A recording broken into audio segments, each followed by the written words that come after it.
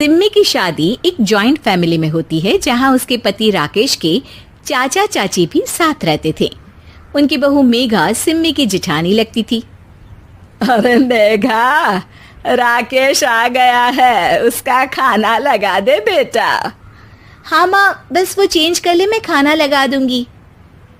सबके कमरे में जाने के बाद सिम्मी और राकेश साथ खाना खाते हैं, जिसे देखकर मेघा को जलन होने लगती है। अरे सिम्मी, हमारे घर में पति के साथ खाना खाने का रिवाज नहीं है, तुम्हें राकेश ने बताया नहीं क्या? सिम्मी मुस्कुराकर वहां से चली जाती है कि मेघा सिम्मी की सास के पास जाती है। अरे चाची जी, राकेश भैया तो सीधे हैं, कछु नहीं बोलते, कछु नहीं समझते, लेकिन आप तो सयानी है ना। अब देखिए, साथ बैठकर खाती है भैया के, कुछ झूठा मीठा उसका भैया के पेट में चला जाए तो सिम्मी को तो पाप लगेगा ना, पाप। सिम्मी मेघा की बात सुन लेती है लेकिन कुछ नहीं बोलती। अगले दिन, सिम्मी, मैं मुंबई जा रहा हूँ, तुमको चलना है तो साथ चलो। मेघा राकेश की बात सुनती है और सीधे सिम्मी की सास के पास जाती है। अरे चाची, अरे चाची। अरे मेघा, क्या हो गया? बहुत परेशान लग रही है, सब ठीक तो है ना? अरे नहीं ना चाची, कैसा ठीक है? राकेश भैया मुंबई जा रहे हैं, आप तो जानती हैं कितने सीधे हैं, इतनी दूर जा रहे हैं, कहीं कुछ हो न जाए। अरे नहीं नहीं, मैं नहीं जाने दूंगी उसे। अरे सिम्मी, पता चला है कि राकेश मुंबई जा रहा है। ना बेटा ना, वो नहीं जा सकता। अरे माँ, उन्हें ऑफिस के काम से जाना था, लेकिन आपको तो पता है ना, उन्हीं दिनों मेरे मायके में शादी है, तो वो अपनी जगह किसी और को भेज रहे हैं। अच्छा अच्छा, तो फिर ठीक है। सिम्मी समझ जाती है कि मेघा ने सास के कान भरे हैं। वो सास से कहती है, माँ जी, लेकिन हम दोनों कुछ दिनों के लिए मसूरी जा रहे हैं। आप तो जानती हैं कि शादी के बाद हम कहीं नहीं गए। अच्छा अच्छा, ठीक है, जाओ घुमाओ। सास वहां से चली जाती है। सिम्मी अपने कमरे में कपड़े पैक कर रही होती है कि तभी मेघा आ जाती है। अरे गर्मी में सर्दी के कपड़े काहे पैक कर रही हो?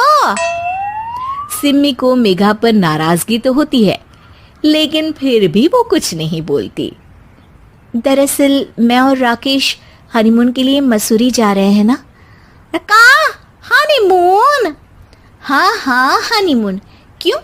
हनीमून के लिए तो पति पत्नी ही जाते हैं ना, तो मैं और राकेश जा रहे हैं।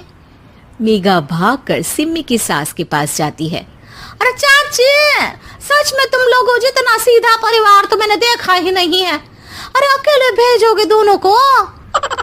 मैं और सुरेश तो कभी अकेले नहीं गए। हाँ भाई, हम तो परिवार में ही अच्छे, बड़ों के बीच, ऊपर से खर्चे है भगवान। अरे चाची, पहाड़ी इलाका है, कुछ हो गया तो?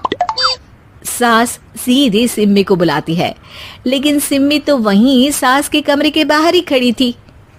बस मेघा दीदी, आपसे यही उम्मीद थी। अरे बड़ी हूँ, घर के कायदे कानून तो मैं ही बताऊंगी ना।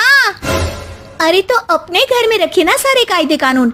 आपकी सास खुद खाना बनाती है, क्योंकि आप यहाँ आकर मेरी सास के कान भरती हैं। आपका पति हमेशा खुद खाना लेकर खाते हैं, क्योंकि आप मेरे घर में ये देखने के लिए बैठी रहती हैं कि मैंने और राकेश ने साथ खाना खाया तो खाया कैसे। मेघा दीदी, आप अपने घर और घर वालों का ख्याल रखिए, मेरे घर में ज्यादा घुसने की जरूरत नहीं है। और हाँ, मैं अपने सास और पति को संभाल लूंगी। मेघा चिल्लाती हुई वहां से चली जाती है, जिसकी आवाज सुनकर राकेश वहां आ जाता है। सिम्मी, मैंने तो तुम्हें पहले ही अपने घर का माहौल बता दिया था। हाँ राकेश, तुम्हारे घर का माहौल बहुत अच्छा है, लेकिन बाहर से कुछ लोग आकर इसे खराब करना चाहते हैं, जो मैं नहीं होने दूंगी। सास सिम्मी की बात सुनकर कमरे में चली जाती है। सिमी और राकेश घूमने जाते हैं और जब वापस आते हैं तो दरवाजे में मेघा और उसके पति खड़े होते हैं, वो भी सामान लेकर। अब छोटे मर्यादा तोड़कर घूम रहे हैं तो हम काहे नहीं। अरे भाभी, तो आपको किसने मना किया है? वैसे भी 4 दिन की जिंदगी है, दूसरों के घर में ताक झाक करके बिताने से अच्छा हो मौज करके ही बिताओ।